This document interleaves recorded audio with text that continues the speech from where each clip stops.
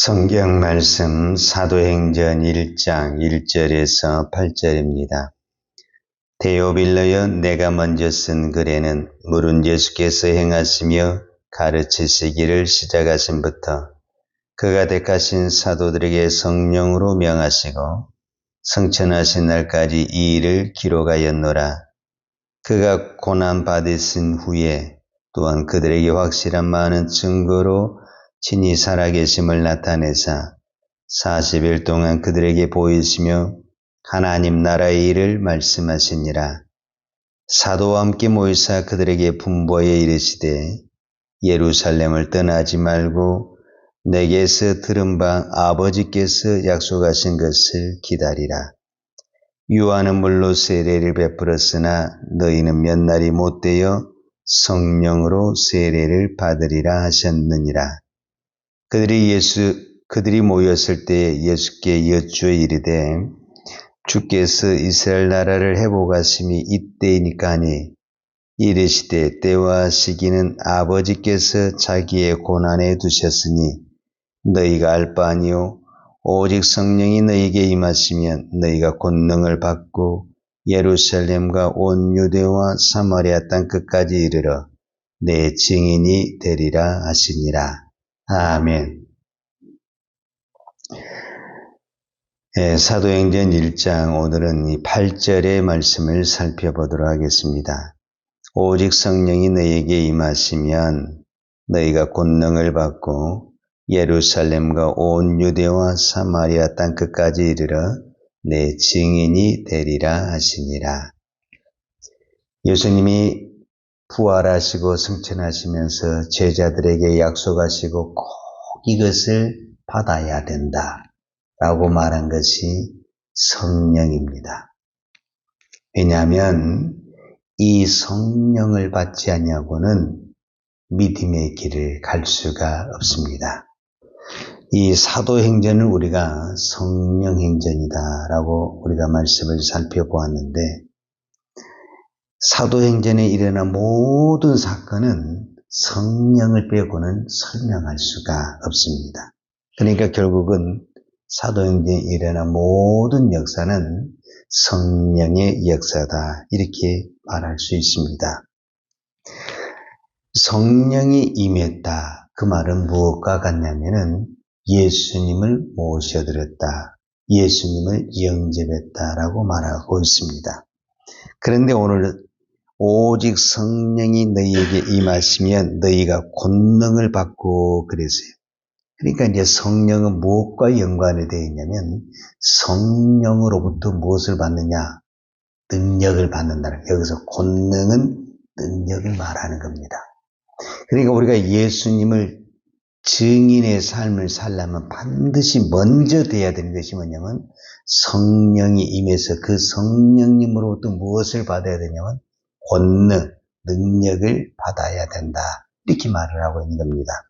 자, 여기서 능력은 이제 사도행전에 나오는 여러 가지 기적과 표적과 능력이 나타나는데 이것을 우리는 성령의 능력이다. 이렇게 말을 합니다. 그러나 그 전에 먼저 전제된 성령의 능력이 뭐냐면 자기 희생, 자기 헌신이다. 이렇게 말할 수 있습니다. 그러니까 병을 고치는 것도 성령의 능력이에요. 그러나 병을 고치기 이전에 성령님이 우리에게 주신 능력은 뭐냐면 자기 희생, 자기 부인, 자기 헌신, 이것을 우리는 성령의 능력이다 이렇게 말을 합니다.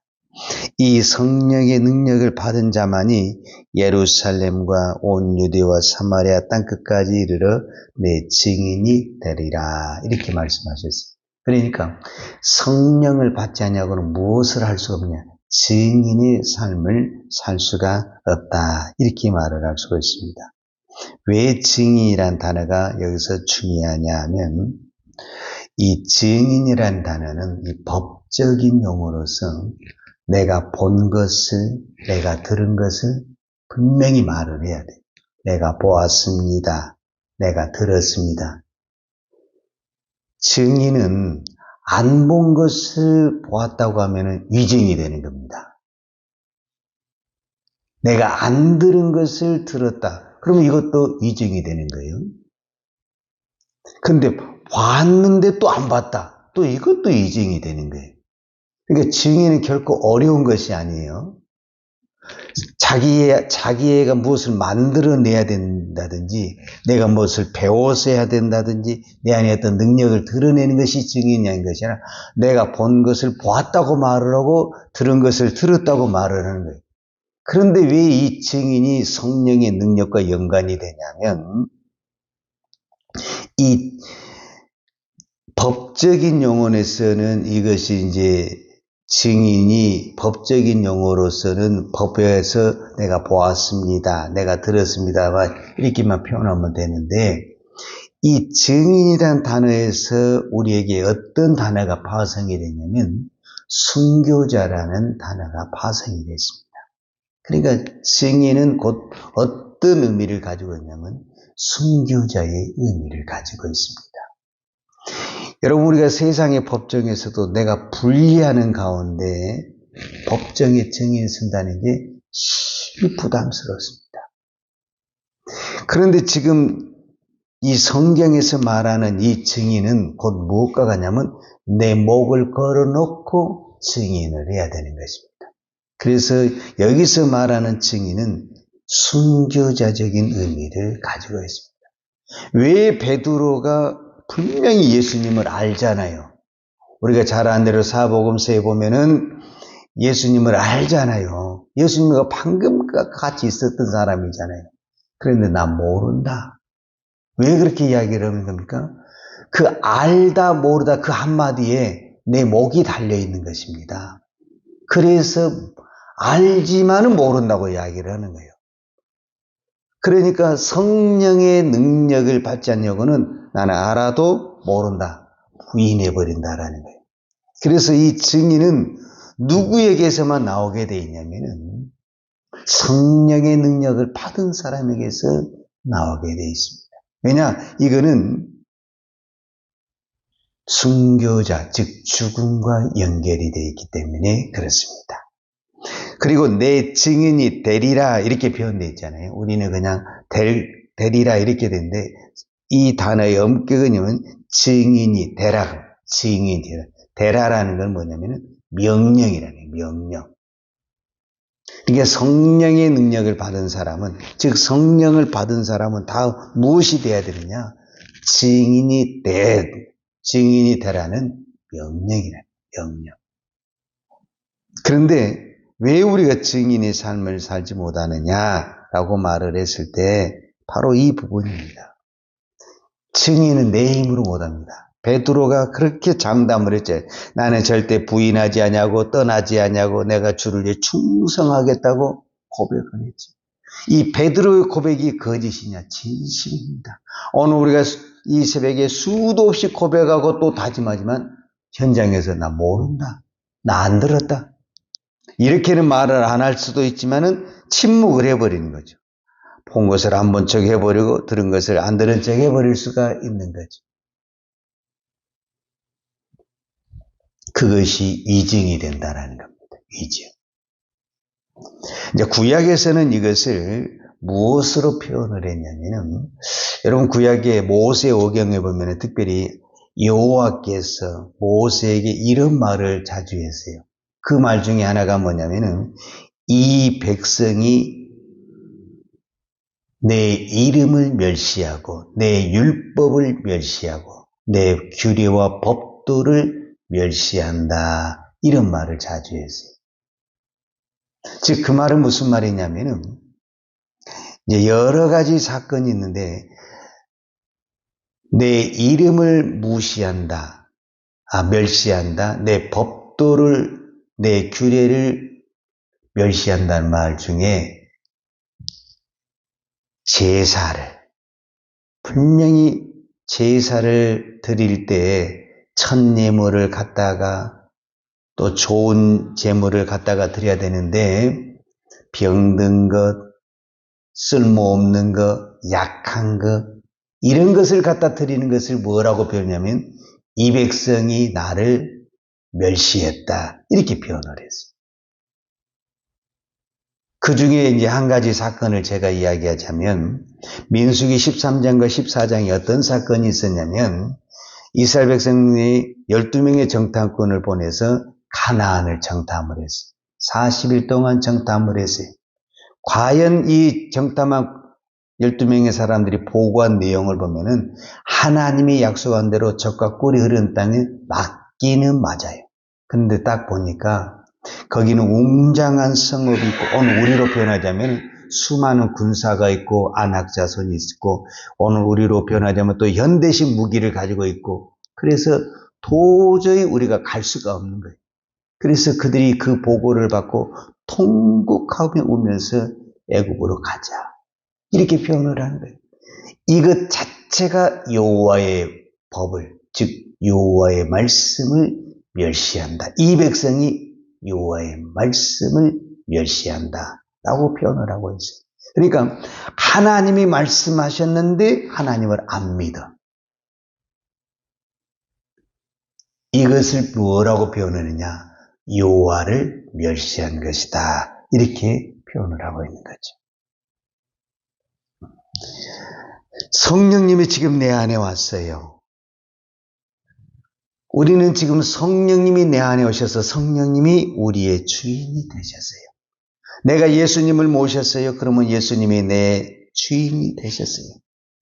그러면 우리는 무엇을 해야 되냐면 그 성령님을 존경을 해야 되고, 그 성령님에게 우리가 순종을 해야 되고, 그 성령님에게 우리가 따라가야 돼요. 그런데 우리는 무시하는 거예요. 성령이 분명히 나에게 말씀을 하시는데 무시를 하는 거예요. 이게 우리가 결론적으로 멸시하는 거예요. 구약의 이스라엘 백성이 여호와를 멸시하는 것처럼 오늘 우리가 성령을 멸시하는 거예요. 성령을 멸시하게 되면은 증인의 삶은 관두고 내 믿음을 믿음으로 살아낼 수가 없습니다. 믿음을 믿음으로 살아내는 가장 간단한 성경이 하나 나왔는데, 그 성경이 뭐냐면 예수님이 제자들에게 무엇을 가르쳐 줬냐면 주기도문을 가르쳐 줬습니다. 주기도문을. 여러분, 우리 다 주기도문 알잖아요. 마태복음에 나와 있는 그 주기도문에 보면은 첫 번째가 뭐냐면 하늘에 계신 우리 아버지여 이름이 거룩히 여김을 받으시오며 그랬어요. 여러분, 우리의 기도의 1번이 뭐냐면은 하늘에 계신 아버지의 이름이 거룩히 여김을 받으시게 하는 것이 기도의 1번이라는 거예요. 그러니까 오늘 또 우리의 모든 기도와 삶의 초점은 뭐냐면은 하나님의 이름이 나를 통해서 거룩히 여김을 받는 거예요. 내가 하나님의 이름을 거룩히 여김을 한다는 것이 뭐냐면은 그분을 멸시하지 않는 거예요. 그 말씀에 내가 순종하는 거예요. 그리고 뭐라 하냐면 하나님의 나라가 임하옵시며, 그 다음에 하늘에서 뜻이 이루어진 것 같이 땅에서도 하나님의 뜻이 이루어지리다. 즉 하늘의 뜻이 이 땅에 이루어지게 하는 것, 그것이 성령 받은 자의 삶이에요. 예수님이 이 땅에 오셔서 무슨 삶을 살았냐면은 아버지의 뜻이 이 땅에 이루어지는 것. 예수님은 얼마든지 능력이 있고 자기 권세가 있었어요. 그런데 그 모든 것을 내려놓고 아버지의 뜻이, 아버지가 원하는 삶을 사는 거예요. 그 가장 핵심적인 것이 뭐냐면은 예수님이 십자가에서 죽으시는 거예요. 그러니까 예수님이 이 땅에 오셔서 가장 큰 증인의 삶은 뭐냐? 십자가 위에서 자신이 죽어지는 것. 이것이 예수님이 이 땅에 오셔서 우리에게 증인의 삶을 산 것입니다. 그리고 오늘 저와 여러분에게 이 증인의 삶을 살아야 된다, 이렇게 말씀하고 계십니다. 우리가 잘 아는 대로 예수님은 이미 제자들을 부를 때 그렇게 말씀하셨어요. 마태복음 16장 24절에 보면 예수께서 제자들에게 이르시되 아무든지 나를 따라오려거든 자기를 부인하고 자기의 십자가를 지고 나를 쫓을 것이니라. 이렇게 말을 했습니다. 그러니까 성령이 우리에게 임하시면 가장 먼저 우리에게 일어나야 되는 것이 자기 부인입니다. 그리고 자기 십자가예요. 우리는 전부 지금 내 안에 성령님이 계십니다. 성령님이 우리를 인도하는데 오늘 또 우리가 여러 삶의 현장들이 있잖아요. 그 여러 삶의 현장 속에서 무슨 일이 딱 일어나게 되면은 우리는 가장 먼저 무엇을 생각을 해야 되냐면 성령님이 어떻게 말씀하시는가, 하늘의 뜻이 무엇인가, 아버지의 뜻이 무엇인가, 이거를 전혀 생각하지 않아요. 뭐 먼저 생각하냐면 나에게 이익이 된가 안 된가, 내가 손해가 있는가 없는가, 여기서 나에게 내가 도움이 내 이름이 높아질 것인가 낮아질 것인가, 대부분 생각하는 것들이 성령님하고 전혀 상관없는 나를 생각하게 되는 거예요. 그러니까 우리는 성령님을 모신다고 하지만 궁극적으로 누구를 모시고 있냐면 나 자신을 모시고 있어요. 그래서 내가 신이고 내가 주인이야. 내가 말로는 성령님이 주인이십니다, 예수님이 주인이십니다 이렇게 말을 하지만 실제적인 주인의 행세를 하고 있는 사람은 나죠. 내가 어떻게 될까, 여기에 우리는 모든 신경을 걷는 거죠. 여러분, 예수님이 어떤 수치에 모여, 여러분 교회가 욕을 먹고 예수님이 욕을 먹는데 저녁에 밤잠을 못 잡니까? 밥을 못 먹습니까? 그런 일이 별로 없습니다. 그런데 내가 오늘 나가서 누구에게 어떤 소리를 들어서 내가 비난을 들었다, 조롱을 받았다, 무시를 받았다, 밥 못 먹습니다. 잠을 못 잡니다. 내한테 이럴 수가 있다니. 내가 누군데? 우리는 성령님이 내 안에 무시당하고 예수님이 무시당하는 것은 전혀 신경을 쓰지 않습니다. 그런데 내 이름 석자가 무시를 당했다? 분노가 막 일어나고 참을 수가 없고 이럴 수가 있냐고 하면서 아주 열변을 토합니다. 그만큼 우리는 성령에 민감하지 않다라는 거예요. 우리는 내 자존심에 대해서, 내 인격에 대해서는 민감하게 반응을 하지만 내 안에 계신 성령이 무차별하게 무시당하고 멸시당하고 조롱당한 것에 대해서는 전혀 민감하게 반응하지 않습니다. 성령 충만은 특별한 것이 아닙니다. 성령 충만은 어떤 특별한 것이 아니고 우리 일상생활 속에서 성령님을 높이는 것, 성령님이 원하는 것을 행하는 것, 이것을 성령 충만이다 이렇게 말할 수 있습니다. 오늘 다시 한번 사도행전 1장 8절을 읽겠습니다. 오직 성령이 너희에게 임하시면 너희가 권능을 받고 예루살렘과 온 유대와 사마리아 땅끝까지 이르러 내 증인이 되리라 이렇게 말씀하셨는데, 이 땅끝은 어떤 의미에서는 땅끝까지 우리가 증인이 돼야 된다고 그랬잖아요. 땅끝은 내가 살고 있는 것입니다. 왜냐하면 지구가 둥글기 때문에 이 시작이 내 현재 있는 밟고 있는 것이고 땅끝이 내가 있는 것입니다. 그러니까 오늘 또 내가 사는 것이 이 지구의 시작점이고 땅끝입니다. 오늘 여러분이 어떤 자리에 있든지 그 자리에서 성령님을 드러내는 것, 이것이 성령 충만이고 증인의 삶입니다. 기도하겠습니다. 하나님 아버지 감사합니다.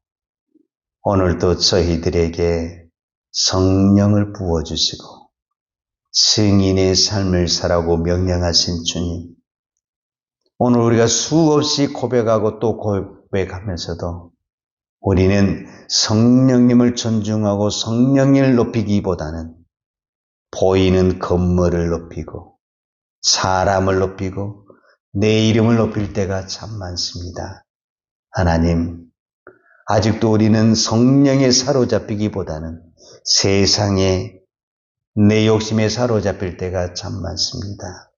하나님, 저희들에게 성령의 능력을 부어 주시옵소서. 베드로가 성령의 능력이 없을 때에는 예수님을 보면서도, 예수님을 알면서도 나는 모른다, 이렇게 당당하게 말을 했습니다. 그러나 그가 성령을 받은 후에는 그가 감옥에 가는 한이 있어도, 내일 죽는다는 그 소리를 들은 그런 환경 속에서도 오히려 당당하게 내가 하나님의 말씀을 듣는 것이 옳다, 이런 신앙의 고백을 했습니다. 오늘 저희들에게 이 성령의 능력, 성령의 권세를 부어주셔서 우리 어떤 환경 속에서도 당당하게 성령님을 존중하고 성령을 드러내는 우리의 신앙, 우리의 믿음 되게 하여 주옵소서. 예수님의 이름으로 기도하였습니다. 아멘. 요한은 내게 복을 주시고 너를 지키시기를 원하며, 요한은 걸굴로 내게 비추사 은혜 베푸시기를 원하며, 요한은 걸굴을 내게로 향하여 드사 평강 주시기를 원하노라. 이제는 하늘의 영광의 보좌를 버리고 낮고 천한 이곳에서 우리 모든 죄를 위하여 십자가에 돌아가신 우리 주 예수 그리스도의 은혜와 독생자를 죽이기까지 우리를 사랑하신 아버지 하나님의 그 크신 사랑과 성령님의 풍성한 은혜가 오늘도 성령의 충만으로 성령을 증인하는, 성령을 높이는 믿음의 삶을 살기를 원하는 사랑하는 주의 종들 머리머리 예와 이 나라의 민족과 한국 교회 위에 온 열방의 이 생명의 복음을 증거하는 우리 선교사님들 위에, 사랑하는 주의 자녀들 머리 위에 이제부터 영원토록 함께 있을지어다. 아멘.